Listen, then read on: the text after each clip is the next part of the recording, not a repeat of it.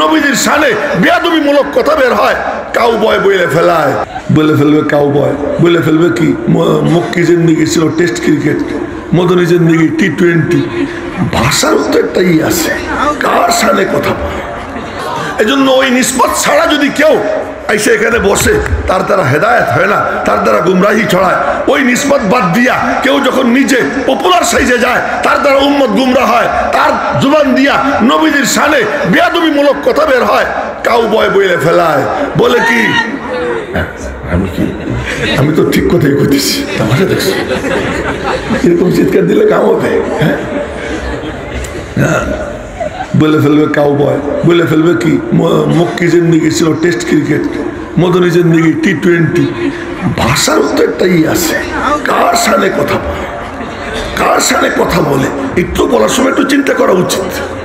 কিন্তু এটা কেন? শুধু একটা কারণে, ওই নিসবত নাই। ওই দেওবন্দে যারা পড়াইতেন সবার নিসবত রওজা পাকের সাথে, ওই তাদের সিনায় যে নূর আসতো রওজা পাক থেকে আসতো, আর ওই নূর ছাত্রদের সিনায় যেত।